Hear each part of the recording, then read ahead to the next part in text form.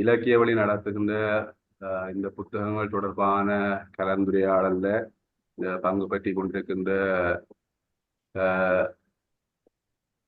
பெரியோர்கள், நண்பர்கள் அனைவருக்கும் என்னுடைய மாலை வணக்கம். அவனை கண்டீர்களா? ஜெயகரன் அவர்களுடைய சிறுகதை நூல் தொடர்பாக நான் பேச இருக்கின்றேன். உண்மையிலே நீண்ட நாட்களுக்கு பின்னர் இலக்கிய வழியினுடைய ஒரு நிகழ்விலே பங்கு பெற்ற முடிந்ததையிட்டு மிக்க மகிழ்ச்சி அடைகின்றேன். இங்கே மூத்தவர்கள், நண்பர்கள் பல பேர் இருக்கின்றார்கள். மேமன் கவி இருக்கின்றார், சண்முகம் சார் இருக்கிறார், அருண்மொழிவர்மன் இருக்கிறார், இப்படி பல பேரும் இருக்கின்றார்கள். இவர்கள் எல்லோரையும் பார்ப்பதையிட்டு மிகுந்த மகிழ்ச்சி. ஜெயகரன் அவர்களை பற்றி அவருடைய நூலில் குறிப்பிடப்பட்டிருக்கின்ற கருத்துக்களை அடிப்படையாக கொண்டு அவரை சிறுகதையாளராகவும் நாடகராகவும் முதன்மையான பாத்திரங்களாக அந்த 2 பாத்திரங்களும் பேசப்பட்டிருக்கின்றது. நான் நாடகத்துறை சார்ந்த ஆர்வம் மிக குறைந்தவன் என்ற வகையிலே ஜெயகரன் அவர்களை நாடகராக நான் இதுவரை அவருடைய படைப்புகளை படித்ததில்லை. ஆனால் அவருடைய சிறுகதைகளில் 2019 வெளியாகியிருந்த ஜெயகரன் கதைகள் நான் படித்திருக்கின்றேன். அந்த தொகுதியை முழுவதாக படித்திருக்கின்றேன். ஆலோ ஆலோ என்ற இந்த தொகுதி 2022ஆம் ஆண்டு வந்த தொகுதி எனக்கு படிக்க கிடைக்கவில்லை. இன்றைக்கு இந்த அவனை கண்டீர்களா என்ற தொகுப்பிலே உள்ள 10 கதைகளையும் முழுமையாக மிக ஈடுபாட்டோடு படித்து முடித்திருக்கின்றேன். அந்த வகையிலே அவருடைய ஏனைய பரிமாணங்களை விடுத்து நான் அவருடைய சிறுகதைகள், நான் இப்போது இறுதியாக படித்து முடித்த இந்த சிறுகதைகளை குறித்து என்னுடைய கருத்துக்களை முன்வைக்கலாம் என்று நினைக்கின்றேன். இதிலே ஒரு 9 விடயங்கள் குறித்து நான் உங்களோடு பேச இருக்கின்றேன். இந்த ஒழுங்கை மாற்றி அமைத்ததற்கு முதலிலே மன்னிப்பை கேட்டுக்கொள்கின்றேன் இணைய பேச்சாளர்களிடம். நான் 8:30 மணிக்கு ஒரு மகளிர் ஒரு பயணம் அனுப்புகிற விஷயம் இருக்கிறதால தவிர்க்க முடியாத ஒரு சூழல்ல அகில இந்த நேரத்தை மாற்றி தரும்படி கேட்டிருந்தேன். ஏனைய பேச்சாளர்கள் அதுக்கு என்னை மன்னிக்க வேண்டும். இப்போது நான் விஷயத்துக்கு வருகின்றேன். இந்த அவனை கண்டீர்களா என்ற இந்த தொகுப்பை முழுவதாக படித்து முடிக்கின்ற வேளையிலே ஒரு 9 விடய பொருள்களை நான் இதுக்குள்ளே பேசலாம் என்று உணர்ந்து கொண்டேன். அந்த 9 விடய பொருட்களையும் அதற்குரிய என்னுடைய மாற்று கருத்துக்களோடு சேர்த்து நான் ரசித்த குறிப்புகளையும் மாற்று கருத்துக்களையும் சேர்த்து பேசி முடிக்கலாம் என்று நினைக்கின்றேன். முதலாவதாக எனக்கு இந்த தொகுதி முழுவதையும் படித்து முடிக்கின்ற வேளையிலே மனசிலே நிற்கின்ற பாத்திரங்கள் ஒரு புறமுதுக்கப்பட்ட பாத்திரங்கள். இந்த தொகுதியை படித்து தொகுதியில இருக்கின்ற கதைகளை படித்து முடிக்கின்ற வேளையிலே நலிந்தவர்கள் என்பவர்கள் யார்? உலக பொதுமை ஒன்று நலிந்தவர்களுக்குள்ள இருக்க முடியுமா? அப்படி இருக்கின்றதா? நலிந்தவர்களிடையே இருக்கின்ற வேறுபாடுகள் காலதேச வர்த்தமானங்களுக்கு ஏற்ற வகையில ஏதாவது வேறுபாடுகளை பெறுகின்றதா? எங்களுடைய சமூகத்தில இந்த ஒடுக்கப்பட்டவர்கள் அல்லது புறமுதுக்கப்பட்டவர்கள் என்று சொல்லப்படுகின்ற மக்கள் மீது செய்கின்ற அழுத்தங்கள் அல்லது அந்த மக்கள் ஒடுக்கப்படுகின்ற முறைகள் ஏனைய சமூகங்களில் இருக்கின்ற மக்கள் ஒடுக்கப்படுகின்ற முறைகளுக்கு, நலிவு பெற செய்யப்படுகின்ற முறைக்கு அல்லது புறமுதுக்கப்படுகின்ற முறைக்கு ஏதாவது தொடர்பு இருக்கின்றதா இப்படியான சில கேள்விகள் என்னுடைய மனதிலே இந்த தொகுதியிலே வருகின்ற பாத்திரங்களை படிக்கின்ற போது ஏற்பட்டது. இந்த கேள்விகள் இன்றும் இப்பவும் என்னுடைய மனதில மிதந்து கொண்டிருக்கிறேன் என்று சொன்னால், இந்த பாத்திரங்களை தெரிவு செய்கின்ற அந்த பாத்திரங்கள், கதையிலே வருகின்ற மாந்தர்கள், ஜெனி என்று சொல்லி ஒரு பாத்திரம் வரும், நாதன் என்று ஒரு பாத்திரம் வருவான், கேப்டன், ப்ரொஃபசர், ஏஞ்சல், தபீசா, நபுனாஸ், ரவி, எமிலி, கூலியோ, சாம், ரூஸ், இப்படி வருகின்ற முருகன், வள்ளி, இப்படி வருகின்ற பாத்திரங்கள் பலவற்றை மறக்க முடியாமல் அந்தரிக்கின்ற ஒரு மனநிலை என்னிடம் ஏற்பட்டது. ஏனென்று சொன்னால், இந்த பாத்திரங்கள் ஒவ்வொன்றுமே ஒவ்வொரு தளத்தில் அவர்கள் வாழுகின்ற தளத்திலே எப்படி ஒரு நலிவுக்குள்ளாகின்ற பாத்திரங்களாக இருக்கின்றன. இந்த பாத்திரங்களிலே சிலது நிலத்திலே இருந்து புலத்துக்கு மாறி புலம்பெயர்ந்து வந்து கனடா தேசத்திலே வாழுகின்ற பாத்திரங்களாக இருக்கின்றன.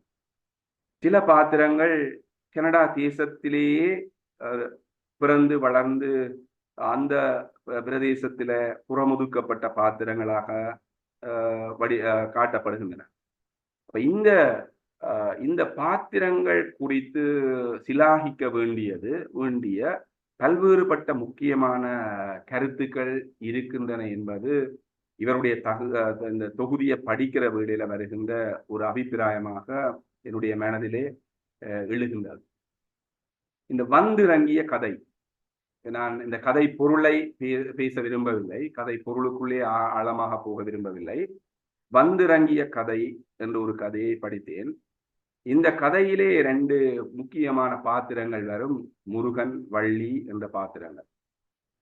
அப்ப இந்த முருகன் என்ற பாத்திரம் தன்னுடைய தேசத்தை விட்டு இன்னொரு தேசத்துக்கு புறப்படுகின்ற சமயத்திலே இந்த பெண் வள்ளி என்று சொல்ற அவனுடைய துணை எப்படி ஒரு சினிமா ஹீரோவாக தன்னுடைய கணவனை கற்பிதம் செய்து கொண்டு அந்த சினிமா ஹீரோவுக்கு நிகராக தன்னுடைய கணவன் இல்லை என்று ஏக்கத்தோடு அவளுடைய பாலியல் தேவைகளையோ அல்லது அவளுடைய மனம் போன போக்கிலே வாழுகின்ற அந்த வாழ்க்கை முறையோ அல்லது இன்னொருவனோடு தன்னுடைய வாழ்க்கையை தன்னுடைய எண்ணங்களை தன்னுடைய உடலை பகிர்ந்து கொண்டு பின்னர் மீண்டு வருவதோ, ஒரு பிள்ளை இருக்கின்ற போதும் கணவனுடைய ஈடுபாடு அற்று இவள் கணவனிலிருந்து விலகி போய் மீண்டும் வருவதோ, அது எப்படி அந்த முருகன் என்ற பாத்திரம் எதிர்கொள்ளுகின்றது, அந்த சூழலை எப்படி எதிர்கொள்ளுகின்றது, ஒரு புலம்பெயர்ந்த தேசத்திலே போய் இருந்து கொண்டு என்று சொல்லுகின்ற அந்த கதை சொல்லுகின்ற அந்த பாத்திரங்கள் மிக பரிவூடும். எங்களுடைய பண்பாட்டு புலத்திலே ஒரு குடும்பத்திலே ஒரு கணவன் மனைவி மீது திணிக்கப்பட்ட பிரதிமைகள் எப்படி அவர்களை அந்தரிக்க செய்கின்றன என்பது பற்றியும் பார்க்கக்கூடிய ஒரு நலிவை அவர்களுடைய குடும்ப வாழ்க்கையிலே அவர் காட்டுகின்றார். நீங்கள் எந்த பக்கம் போகிறீர்கள் என்ற ஒரு கதையிலே இந்த சாம் என்று சொல்லி ஒரு பாத்திரம், ஒரு முதிய பாத்திரம் ஒருவர்.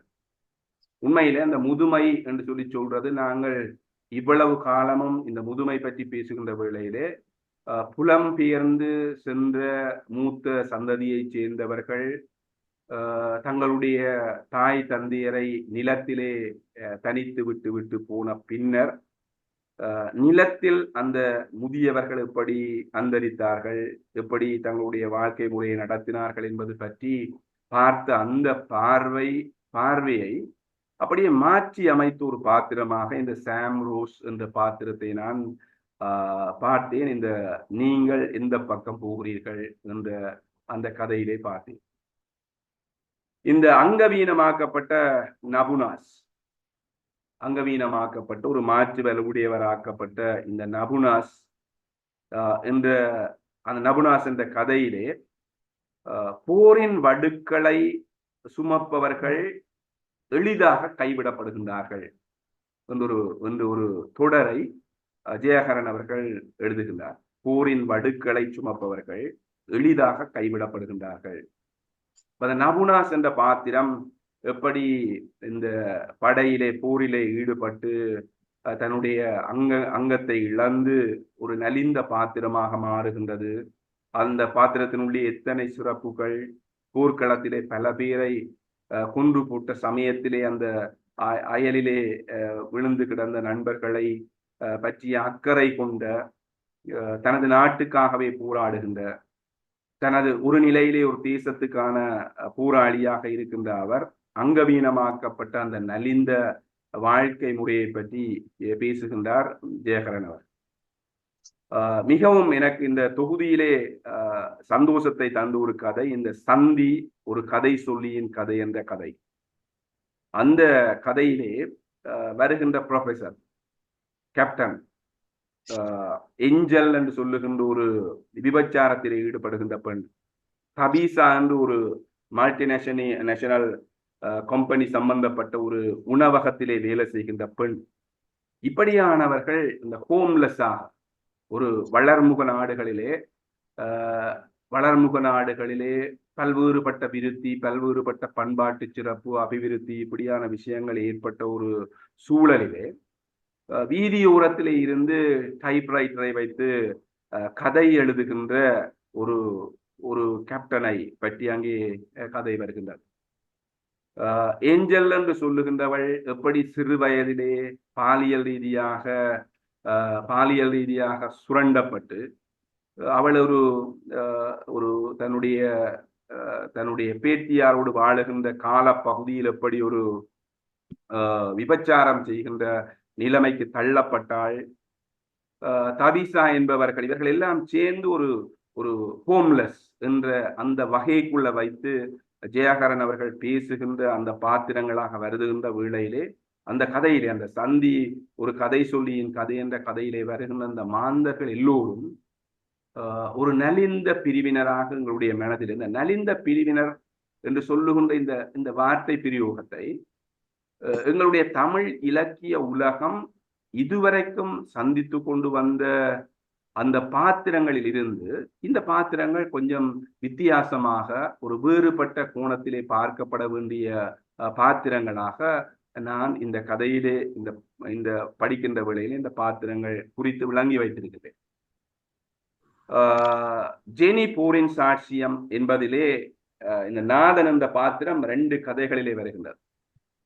பின்னே ஒரு கதையிலே நாதன் என்ற பாத்திரம் வருகின்றது. அது இந்த அமனை கண்டீர்களா என்ற கதையிலே வருகின்ற நாதன் என்ற பாத்திரம். அதை அந்த நாட்டை சேர்ந்தவர்கள் நேத்தன் என்று சொல்லி அவரை அழைப்பார்கள் என்று சொல்லி சொல்லுகின்றார். அங்கே ஒரு நாதன் வருகின்றார், ஜெனியோடு ஒரு நாதன் வருகின்றார். இந்த 2 நாதன்கள், இந்த ஜெனி, இவையெல்லாம் இந்த ஒரு போரின் சாட்சியங்களாக முன்னுக்கு நின்று பேசுகின்ற பாத்திரங்களாக தங்களுடைய வாழ்விடத்தை விட்டு இன்னொரு புலம்பெயர்ந்த வாழ்விட சூழலிலே வருகின்ற போது அந்த பாத்திரங்கள் ஒரு மிடுக்கான பாத்திரங்கள் எப்படி நலிவுக்குட்படுகின்றன என்பதை பற்றி பேசுகின்ற அந்த சூழல் வருகின்ற வேளையிலே நான் இப்போ விவரித்த இந்த பாத்திரங்கள் பற்றிய ஏற்கனவே நான் எழுப்பிய அந்த கேள்விகள் குறித்து நாங்கள் சிந்திக்க வேண்டியிருக்கு. நலிந்தவர்கள் யாரை நாங்கள் நலிந்தவர்கள் என்று வரையறுக்கிறோம்? ஒரு விருத்தி பெற்ற தேசத்திலே, வளர்ச்சி பெற்ற தேசத்திலே, சுதந்திரமான தேசத்திலே இருப்பவர்கள், இருக்கின்ற மனிதர்களிலே நலிந்தவர்கள் எப்படி உருவாகின்றார்? அந்த நலிந்தவர்களை உருவாக்குகின்ற கால தேச வர்த்தமானங்கள் இடத்துக்கு இடம் எப்படி வித்தியாசப்படுகின்றன. அந்த விஷயங்கள் எல்லாம் இங்கே கோஷமாக முன்வைக்கப்படவில்லை.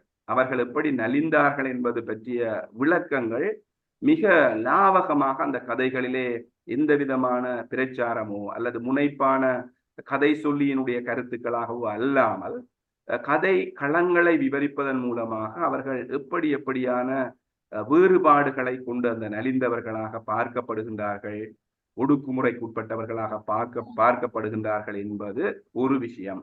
அப்ப மனதிலே நீங்காமல் நிறைந்து நிற்கின்ற இந்த புறமுதுக்கலுக்கு உட்படுகின்ற பாத்திரங்களை படைக்கின்ற ஜெயகரனுடைய இந்த இந்த கதைகள் அந்த பாத்திரங்களை வாழவிக்கின்ற கதைகளாக அமைந்திருப்பது ஒரு முதலாவது சிறப்பம்சம் நான் சொன்ன விடயங்களில்.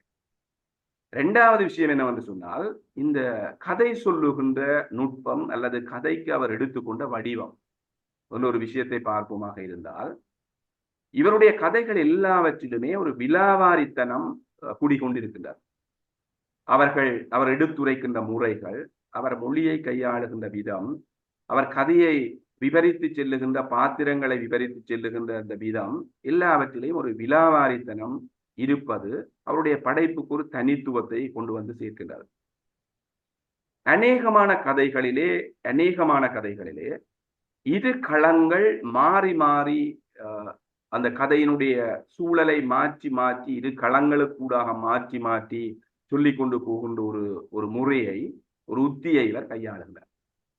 அந்த கதைகளின் உள்ளே அமைந்த பல சாப்டர்ஸ் வருவதை போல, பல அத்தியாயங்கள் வருவதை போல அந்த கதையினுடைய களங்களை மாற்றி மாற்றி மாற்றி சொல்லுகின்றார்.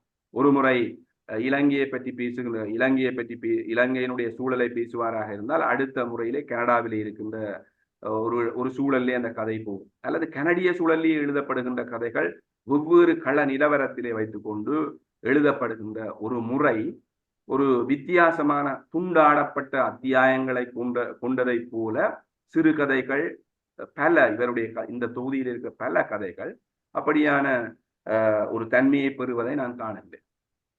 அந்த இடத்திலே இவருடைய விலாவாரித்தனம் ஒன்று இருக்கின்றது. கதை சொல்லுகின்ற முறையில் ஒரு விவரணம் நீள விவரிப்பது விலாவாரித்தனம் ஒன்று இருக்கின்றது. அதே நேரத்தில் இப்படி துண்டாடி கதைகளை சின்ன சின்ன பிரிவுகளாக அமைத்துக் கொள்ளுகின்ற இந்த போக்கும் இருக்கின்றது. அப்ப இந்த ரெண்டு அம்சங்களையும் வைத்துக்கொண்டு நான் இவருடைய கதைகள், நபுனாஸாக இருக்கலாம், சவம் எழுந்த கதையாக இருக்கலாம், அவனை கண்டீர்களா என்ற கதையாக இருக்கலாம், வந்திறங்கிய கதையாக இருக்கலாம், இதெல்லாம் நான் சொல்லுகின்ற இந்த கருத்துக்கு உதாரணமாக நீங்கள் எடுத்து பார்க்கக்கூடிய கதைகள். அப்ப இந்த கதைகள் எல்லாம் என்னிடத்தில் ஒரு உணர்வை தருகின்றன. என்னவென்று சொன்னால், இந்த கதைகள் சிறுகதைகள் என்ற எல்லையை தாண்ட வேண்டிய கதைகள். ஜெயகரன் சிறுகதைகளாக இந்த கதைகளை எழுதியிருக்கின்றார்.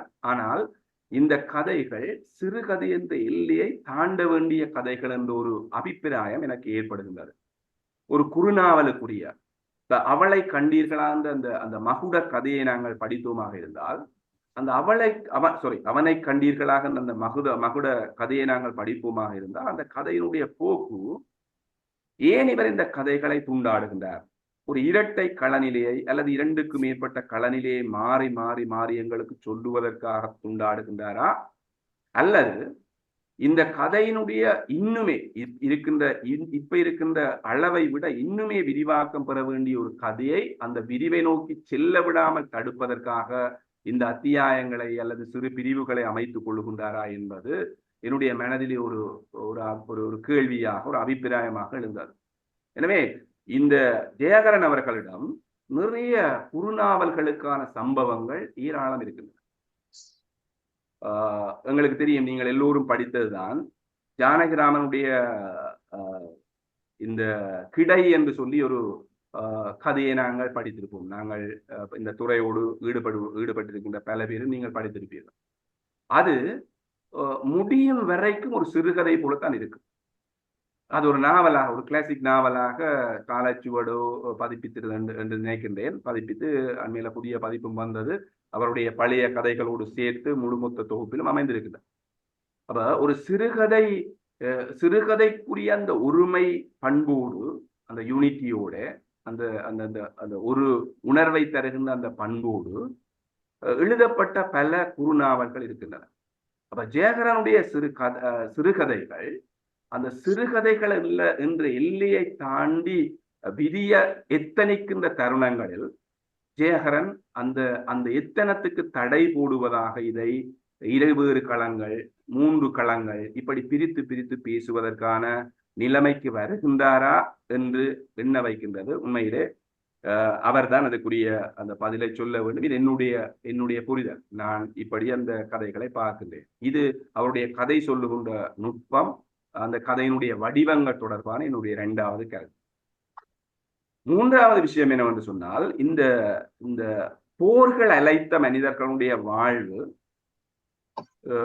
அந்த அலைக்கழிக்கப்படுகின்ற அந்த வாழ்வு பற்றிய இவருடைய ஆழ்ந்த கரிசனை. இந்த கதைகள் எல்லாம் கனடிய சூழலில் எழுதப்பட்டவைதான். பெரும்பாலான கதைகள் அல்லது ஒரு கதையினுடைய பகுதி தான் நிலத்திலே, இங்கே கொழும்பிலே நடந்த சம்பவத்தை அல்லது யாழ்ப்பாணத்திலே நடந்த சம்பவத்தை பேசுவதாக இருக்கும். ஆனால் பிரதானமான களம் கனடாவாகத்தான் இருக்கு. இப்ப கனடாவிலே அந்த களத்திலே இந்த கதை உருவாகின்ற வேளையிலே, கனடா இப்ப நாங்கள் அறிந்த வரையிலே ஒரு மொசாயிக் சொசைட்டி, ஒரு ஒரு என்ன ஒரு மொசாய்க்கா இருக்கிற ஒரு சமூக அமைப்பை கொண்டது. பெரிய இந்த உலகம் முழுவதுமே ஒரு மொசாய்க் சமூகத்துக்குரிய உதாரணமாக பேசப்படுகின்ற ஒரு நாடு. ஒரு பல்லின தன்மையோடு கூடி வாழுகின்ற பன்மொழி பல்லினங்கள் சங்கமித்திருக்கின்ற நாடு என்றெல்லாம் பெருமைப்படுத்தி பேசுகின்ற நிலைமையில இருக்கின்ற ஒரு நாடு. அப்ப அந்த சூழல்ல வைத்துக்கொண்டு வெவ்வேறு உலகத்தினுடைய வெவ்வேறு களங்களிலே இருக்கின்ற போர் முனைகள் பற்றி, அந்த போர் முனைகளிலே நடந்த அலைக்கழிப்புகள் பற்றி இவர் பேசுவார். வெறுமனே ஈழத்தையோ இலங்கையை மையப்படுத்தியதாக மாத்திரம் அந்த அந்த அந்த கரிசனை இருக்கவில்லை. இந்த ஜெனி என்ற பாத்திரம், நான் முதலிலே சொன்ன அந்த ஜெனி என்ற பாத்திரத்தை அவர் படைக்கின்ற விதத்திலே, அந்த ஜெனியினுடைய சொந்த நாட்டிலே அவள் அனுபவித்த அந்த அந்த அந்த அந்த வாழ்க்கை முறையை பேசுகின்ற அந்த அந்த அந்த பேசுகின்ற முறைமை ஒரு ஒரு ஒரு இலங்கையிலிருந்து புலம்பெயர்ந்து வெளிநாடு சென்ற அல்லது புலம்பெயர்ந்து வெவ்வேறு தேசத்துக்கு போனவர்களுடைய வாழ்க்கை அனுபவங்களோடு சமதையாக வைத்து பேசுகின்ற அனுபவங்களை தருகின்ற ஒரு ஒரு சூழ்நிலையை அவர் சித்தரிப்பார். அப்ப எந்த கதையை எடுத்தாலும், நாதனை பற்றி பேசுகின்ற வேளையில் என்றாலும் சரி, ரவியை பற்றி பேசுகிற ரவி செந்தில் என்று 2 பாத்திரங்களை பற்றி இந்த அவனை கண்டீர்களா அந்த கதையிலே பேசுவார். இந்த ரவியும் செந்திலும் ஒரு ஓரின சேர்க்கையாளர்களாக தங்களுடைய இளவயதிலே தாங்கள் வாழுகின்ற ஈழத்து வாழ்க்கையிலே இருந்து அதிலிருந்து விடுபட முடியாமல் இந்த செந்தில் என்பவன் திருமணம் முடித்து கொண்டு போகின்ற வேளையிலே அவனுடைய மன வாழ்க்கையிலே மனைவியோடு வாழ பிடிக்காத ஒரு சூழலிலே, எப்போதும் மனைவியிலே ரவியை காணுகின்ற ஒரு சூழலிலே, எப்படி இந்த இந்த இந்த இந்த ரவி அந்த செந்திலினுடைய இறப்புக்கு அந்த அந்த இறப்புக்கு காரணமாகிவிட்டேன் என்ற அந்த ஏக்கத்தோட பூரா அந்த கதை சூழல்கள் எல்லாம் செந்திலை கொண்டு போய் எப்படியாவது துளைத்து விட வேண்டும் என்று முற்படுகின்ற சில குழுவினருடைய கதைகள் பேசப்படுகின்றது. குருநகர் பகுதியிலே இருக்கின்ற காப்பரங்கள் முன்னாலே அவனை தனித்து விடுகின்ற சூழ்நிலைகள், இப்படி பல்வேறுபட்ட விஷயங்களை பற்றி பேசிக்கொண்டிருப்பார் ஜெயகரன் அவர்கள். அப்ப இங்க நாங்கள் பார்த்தோம் என்று சொன்னால், ரவியை பற்றி கனடாவில் பேசுகின்ற ஒரு கராட்டி தெரிந்த வீரனாக, ஒரு பருத்த மனிதனை அடித்து வீழ்த்தி அதாவது களியாட்ட இடங்களிலே ஒரு பருத்த மனிதனை அடித்து வீழ்த்தி தன்னுடைய வீரத்தை காட்டக்கூடிய அவனுக்குள்ளே இருந்த ஈழத்து வாழ்வினுடைய தொடர்ச்சியை இந்த போரிலே ஈடுபட்ட சில குழுக்களினுடைய அரவணைப்புகள், அவர்களுடைய உறவினனாக மைத்துனனாக இருப்பவனுக்கு நடக்கின்ற பிரச்சனைகள் என்று பல்வேறுபட்ட அந்த அந்த போரின் சூழலோடு இணைத்து கொண்டு போய் இவர் புலம்பெயர்ந்து வாழுகின்ற அந்த சூழலிலே இருக்கின்ற அந்த சூழ்நிலைகளை பற்றி பேசுவார். அப்படி பேசுகின்ற அந்த அந்த முறைமை, ஜெனியை பற்றி பேசுகின்ற முறைகள், இந்த நாதனை பற்றி பேசுகின்ற முறைகள், இந்த ரவியை பற்றி பேசுகின்ற முறைகள், இவற்றுக்கு பின்னாலே இந்த போர் அலைத்த வாழ்வினுடைய அந்த அந்த அந்த தொடர்ச்சி தன்மை அல்லது போர் அலைத்த மனிதர்களுடைய வாழ்வில் இருக்கின்ற பொதுமைகள், அத நான் மிக அற்புதமான சில விஷயங்கள் சொல்லுவேன். நான் எடுத்துக்காட்டுகள் சொல்ல முடியும், ஆனால் நேரம் என்ன மாதிரி அமையுமோ தெரியாது. இந்த மந்தன் என்று சொல்லி ஒரு நாய் வரும். அந்த மந்தன் என்ற ஒரு நாய் வரும்.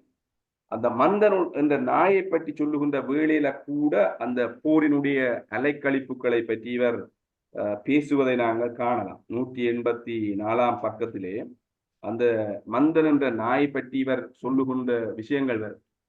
மந்தனுக்கு என்ன நடந்திருக்கும் என்று தாத்தாவை கேட்டேன். இராணுவத்தோடு பயணித்த நாய்களுக்கு சாப்பாடும் தண்ணீரும் கிடைத்ததாம்.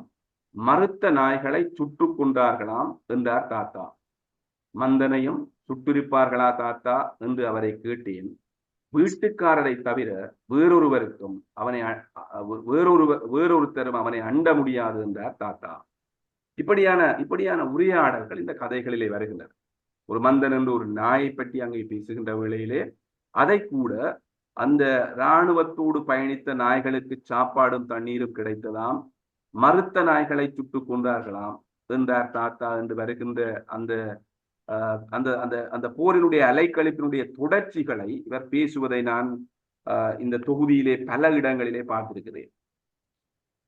மோகினியை பற்றி ஒரு விவரிப்பு 49வது பக்கத்திலே இவருடைய சிறுகதை தொகுதியிலே 49வது பக்கத்திலே மோகினியை பற்றி ஒரு விவரிப்பு உண்டு. இந்த 1984-85 என்று வகைப்படுத்தி இன்னொரு தலைப்பிலே அந்த கதை தொடங்குவதற்கு முன்னே ஜெனி போரின் சாட்சியம் என்ற கதையில் அதன் ஆரம்பத்திலே அந்த ஜெனி போரின் சாட்சியம் என்று வருகின்ற கதையிலே இந்த மகாபாரத சம்பவம் எழுதப்படும். அப்படி எழுதப்படுகின்ற தருணத்திலே போரை சாடியபடியே நடந்தாள் மோகினி என்று ஒரு வரி ஒன்று வரும். அப்ப இந்த போரை சாடுதல் என்ற இந்த விஷயத்தை பல பாத்திரங்களுக்கூடாக ஜெயகரன் அவர்கள் சொல்ல விளைகின்றார். அதை பொருத்தமான இடங்களிலே மிக நிதானமாக சொல்லி செல்லுவதை நான் இந்த கதைகளிலே பல இடங்களிலே படித்திருக்கின்றேன். அப்ப இப்படியான இந்த போரை சாடுதல், மந்தன் என்ற நாய் பற்றி சொல்லுகின்ற கருத்துக்கள், ஜெனியினுடைய வாழ்க்கையிலே சொந்த தேசத்திலே அவளுக்கு நடந்த இன்னல்கள், இப்படியான விஷயங்களை பற்றி எல்லாம் பேசி பல கதைகளில் இந்த போர்களால் அலைக்கழிக்கப்பட்ட மனிதர்களுடைய வாழ்வு பற்றி பேசுவது நான் சொல்ல வந்த விடயங்களிலே 3வது விடயம். அடுத்தது நான் மிக வியந்த ஒரு விஷயம், 4வது விடயம், இவருடைய கதைகளிலே மிக வியந்து நான் பார்த்த ஒரு விஷயம், இந்த கனடாவினுடைய லேண்ட்ஸ்கேப்பை பேசுதல். கனடாவினுடைய லேண்ட்ஸ்கேப்பை பேசுதல். நான் இந்த பல பேருடைய திபியனுடைய கதைகளிலே அந்த லேண்ட்ஸ்கேப்பை பேசுறதை பார்த்திருக்கிறேன். அருள்மொழி வர்மன் அவர்கள் எழுதிய சில விஷயங்களிலே பார்த்திருக்கிறேன். இங்கே ஈழத்திலே இருந்து வந்த மூத்த எழுத்தாளர்களிலே முதல் எழுத்தாளர்களிலே ஆரம்ப எழுத்தாளர்களிலே பல பேருடைய கதைகளிலே முத்துலிங்கமுடைய கதைகளாக இருக்கலாம், அல்லது ஆசி காந்தராஜாவுடைய கதைகளாக இருக்கலாம், தேவகாந்தனுடைய கதைகளாக இருக்கலாம். பல பேருடைய கதைகளிலும் இந்த லேண்ட்ஸ்கேப் பற்றிய விவரிப்பு வரும். ஆனால் நான் இந்த கதைகளிலே படித்த விவரிப்புகளை விட இந்த ஜெயகரனுடைய இந்த அவனை கண்டீர்களா என்ற கதையிலே வருகின்ற கனடாவினுடைய லேண்ட்ஸ்கேப் பற்றிய அந்த விவரணங்கள் என்னை இந்த கதைகளை பார்த்து வியக்க வைத்தன. கனடா மாத்திரமில்லை, இலங்கையில வில்பத்து பிரதேசத்தில இடம் மாறி போய் சேர்ந்த ஆட்கள் இந்த இராணுவத்துக்கு பயந்து போராளி குழுக்கள் வேறுபட்ட ஒரு சூழல்ல போயிருந்து அந்த வில்பத்து பிரதேசத்தில் எப்படி போய் மிதந்தார்கள் சேர்ந்தார்கள் என்பதை பற்றி அந்த காட்டினுடைய சூழலை இவர் வர்ணிக்கின்ற விதம் மிக நான் ரசித்து பலமுறை படித்தேன். அந்த அந்த அந்த வர்ணனையை படித்தேன், அந்த லேண்ட்ஸ்கேப்பினுடைய தன்மையை நான் படித்தேன். எனக்கு அது சொல்லாவிட்டால் எனக்கு என்னுடைய ஆத்மாவுக்கு அந்த திருப்தி கிடைக்காது. ஆயுதங்களுடன் போராளிகள் கண்ணாட்டி கூடாக பெரிய கட்டை அடைந்து அருவி ஆற்றை கடந்து வில்பத்துக்குள் வந்தனர். போராளிகளின் நடமாட்டம் காரணமாக வில்பத்து சரணாலயத்தில் வனத்துறையினரின் பாதுகாப்பு செயற்பாடுகள் அறவே நிறுத்தப்பட்டு திடீர் இராணுவ பிரசன்னங்கள் இருந்தன. மிக அவதானத்துடன் முன்னேற வேண்டியிருந்தது. தந்திரி மலையை அடைந்த போது சற்று இருட்டி இருந்தது. இரவின் நிசப்தத்துக்காக போராளிகள் காத்திருந்தார். ஆள் நடமாட்டமற்று ஊர் ஓய்ந்திருந்தது. விகாரைக்கு பின்புறமாக இருந்த காட்டுக்குள்ளால் முன்னேறி மாவளாச்சிய வீதியில் இருந்த விவசாயியின் வீட்டை வந்தடைந்தார்கள் என்று இந்த விவரிப்பு இந்த அனுராதபுர பிரதேசத்தில் இருக்கிற விஷயங்களை பற்றி அந்த அந்த அந்த பிரதேசங்கள்ல இருக்கிற காட்டு பிரதேசத்தினுடைய அந்த தன்மைகளை பற்றி இவர் சொல்றார். இது ஈழம். இப்ப ஈழத்துல கூட இந்த பிரதேசங்களை வர்ணிக்கிற அளவுக்கு ஜெயகரன் அவர்களுடைய அனுபவம் இருந்திருக்கின்றது ஒன்று.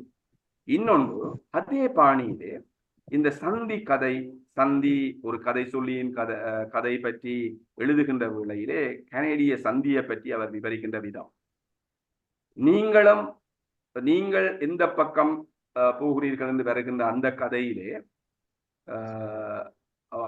வருகின்ற அந்த அந்த ரோஸினுடையதும் அந்த சாமினுடையதும் வீட்டு சூழலை அவர் விவரிக்கின்ற விதம், அங்கே இருக்கின்ற மரம் செடி கொடிகள் அவற்றினுடைய தன்மைகளை பற்றி விவரிக்கிற விதம், கதைகளிலே பல இடங்களிலே கனிச்சக்கல் செடியினுடைய அந்த அழகு பேசப்படும். கனிச்சக்கல் செடியினுடைய அழகு பல சந்தர்ப்பங்களிலே பேசப்படும். ஒரு ஒரு எல்லையை கடக்கின்ற வேளையிலே இந்த மெக்சிகோ அமெரிக்க எல்லையில் உள்ள ரியோ இந்த பகுதியை கடக்கின்ற அந்த சூழலை பற்றி மிக விலாவாரியாக எழுதுகிறார். இப்ப நான் இது எல்லாவற்றுக்கும் அந்த உதாரணத்தை வாசித்து காட்டவில்லை.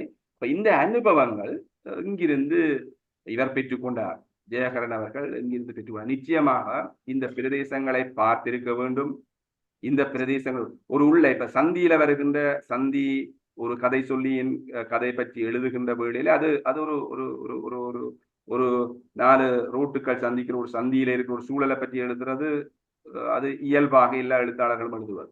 ஆனால் இந்த மெக்சிகோ அமெரிக்க எல்லையை தாண்டி முன்னேறுகின்ற அல்லது தாண்டி செல்லுகின்ற சூழலை பற்றி, அதனுடைய இயற்கை வர்ணனைகளை பற்றி அந்த லேண்ட்ஸ்கேப்பை பதிவு செய்கிறது என்றது எனக்கு உண்மையில இந்த கதைகளை படிக்கக்குள்ள ஒரு பெரு வியப்பை தந்தது என்ற அந்த விஷயத்தை நான் பதிவு செய்ய விரும்புகிறேன். இது இவருடைய கதைகள்ல இருக்கிற மிக முக்கியமான இன்னொரு தளம் என்று நான் கருதுகிறேன், இந்த லேண்ட்ஸ்கேப் பற்றிய விவரணம். அடுத்தது இந்த நியம மீறல்கள் பற்றி இவர் பேசுகின்ற கருத்துக்கள். அப்ப நியம மீறல்கள் பற்றி இவர் பேசுகின்ற கருத்துக்கள் என்பது ஒரு பண்பாடு, ஒரு மனித குழுவுக்கு கற்பித்த விடயங்கள், அந்த பண்பாட்டினுடைய பேராலே அந்த மனித குழுவினர் தங்களுடைய நியமம் எது, நியமமற்றவைகள் எது என்று பிரித்து பார்க்கிற விஷயங்கள். இந்த விஷயங்கள் ஒரு ஒரு ஒரு ஒரு பெரிய விவாதத்துக்குரிய விஷயமா வருது. ஏனென்றால் இந்த ஆண் பெண் உடல் பற்றி இவர் பேசுகின்ற கருத்துக்கள், பாலியல் சம்பந்தப்பட்ட நெறிமுறை என்று பேசுகின்ற அந்த நெறிமுறை பற்றிய இவர் எழுப்புகின்ற விவாதங்கள், எந்த ஒரு விஷயத்தையும் பேசுகின்ற வேளையில இந்த செக்ஸ் என்பதனுள் அது உள்ளடக்கப்படுகின்ற அந்த அந்த விவரிப்பு முறைகள், இயல்பாக்கப்பட்ட தூஷணங்களை வெளிப்படையாக எழுத்திலே கொண்டு வருவது, இப்படியான விஷயங்கள் உண்மையிலே ஒரு ஈழத்து சூழ்நிலையிலே இருந்து கொண்டு இந்த கதைகளை படிக்கின்ற தருணத்தில் நான் பல கதைகளிலே இதை படித்திருக்கிறேன். இது எஸ்போ காலத்தில இருந்தோ அல்லது பூனங்கி காலத்தில இருந்தோ அண்மையில படைப்புகள் எழுதுகிற பல பேருடைய படைப்புகள் இந்த விஷயம் வெளிப்படுது. நான் ஒரு குற்றமாக குறையாக சொல்லவில்லை, இப்படி எழுதக்கூடாது என்று நான் வலியுறுத்தி பேசவில்லை. ஆனால் இந்த கருத்துக்களை இவ்வளவு வெளிப்படையாக பேசுவதன் மூலமாக ஒரு பாத்திரத்தினுடைய நலிவையோ அல்லது ஒரு பாத்திரத்தினுடைய தன்மையை பேசுவதற்கு ஒரு மாற்று வழி இல்லையா என்பது பற்றி அந்த விஷயம் என்னை சிந்திக்க வைத்தது. ஏனென்றால் சில தூஷண வார்த்தைகள் அப்படியே அந்த அந்த அந்த அந்த வார்த்தைகள் எங்களுடைய காதால கேட்ட அந்த வார்த்தைகள் அப்படியே பதிவு செய்யப்படுகின்றன. இதற்கு முன்னர் இப்படி ஒரு தரம் எழுதவில்லை என்று நான் சொல்லவில்லை. ஆனால் இந்த விஷயங்கள் அந்த சொற்களை பிரயோகிக்காமல் எழுத முடியாதா என்பது பற்றி ஒரு கேள்வி. சில வேளை நீங்கள் அதுக்கு ஒரு சமாதானம் சொல்லலாம் என்று சொன்னால் அந்த பாத்திரம் அதுக்குரிய இயல்போடு அந்த விஷயங்களை பேசுகின்றன என்று சொல்லிவிட்டால் நாங்கள் அதிலிருந்து தப்பிச்சிடுவோம்.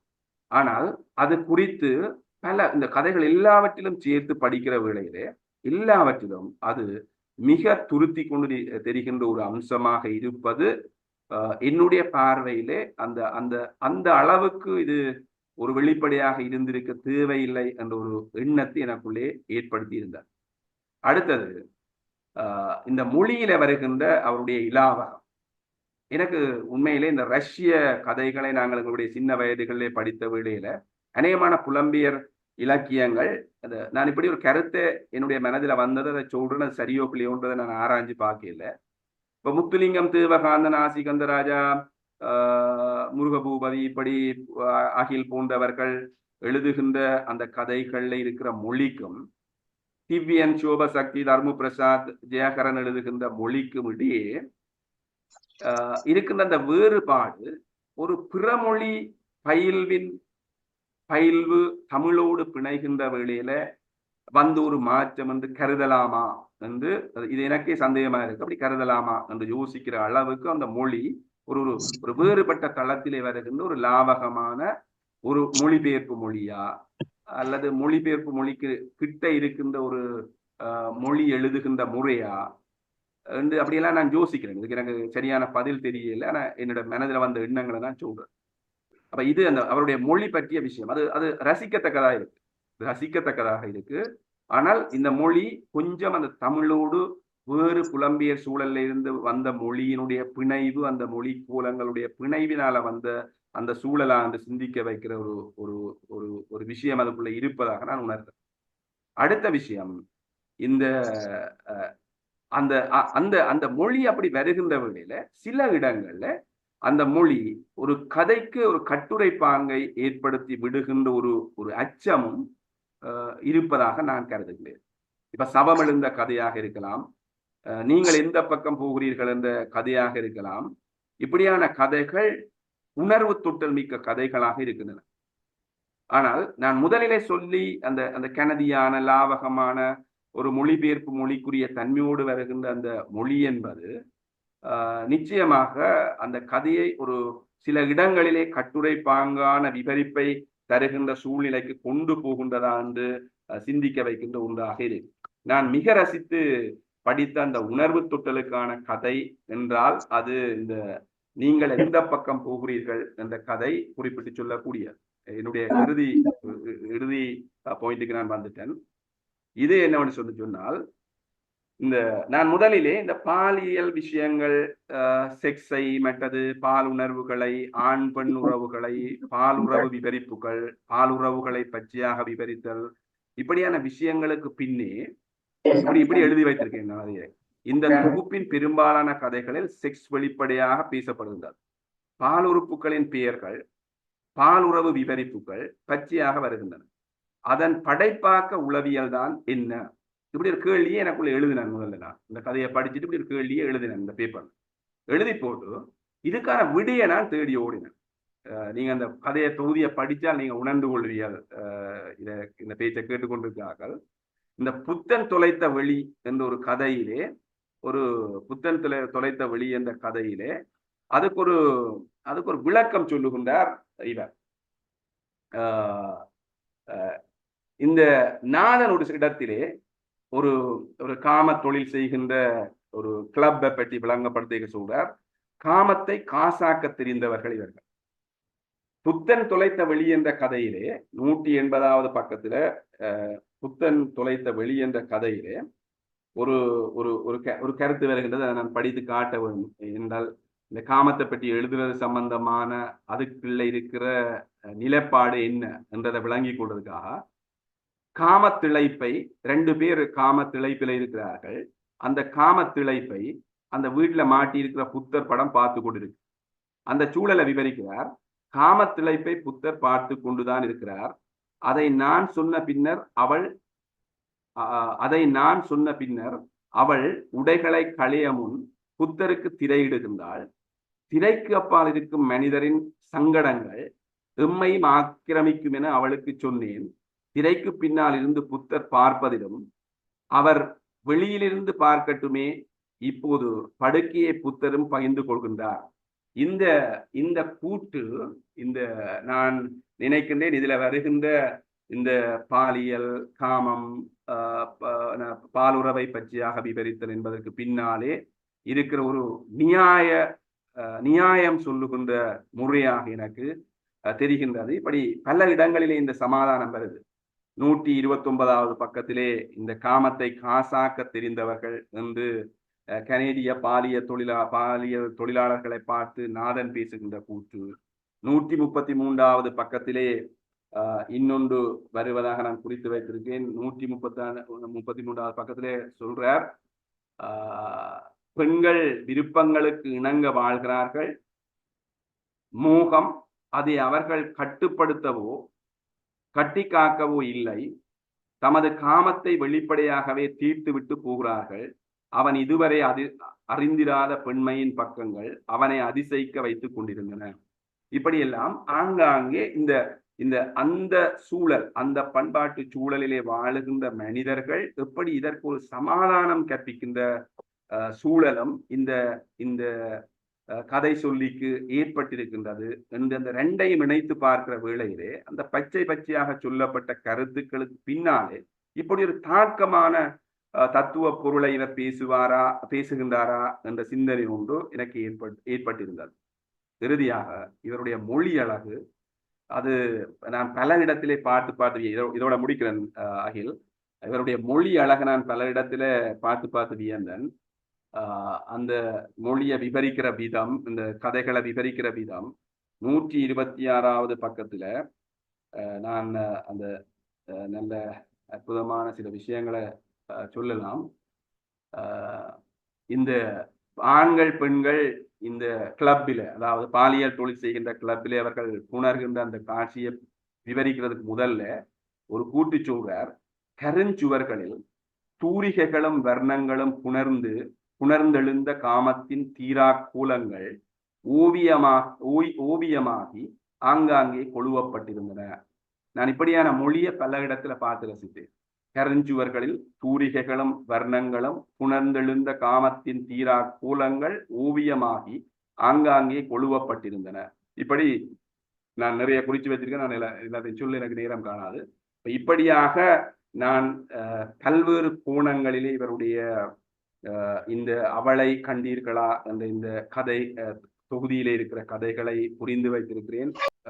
இந்த பாலியல் சம்பந்தப்பட்ட நியம மீறல்கள் பற்றி கதைக்கிற விஷயங்கள்ல ஒரு இலங்கையினுடைய பண்பாட்டு சூழலுக்கு பழக்கப்பட்டவன் என்ற வகையிலோ என்னவோ அதில் இருக்கிற சில விமர்சன கருத்துக்களை தவிர மற்ற விடயங்களிலே பல்வேறுபட்ட சந்தோஷமான உணர்வுகளை தருகின்ற ஒரு வாசிப்பு எனக்கு இந்த அவனை கண்டீர்களா தந்தது.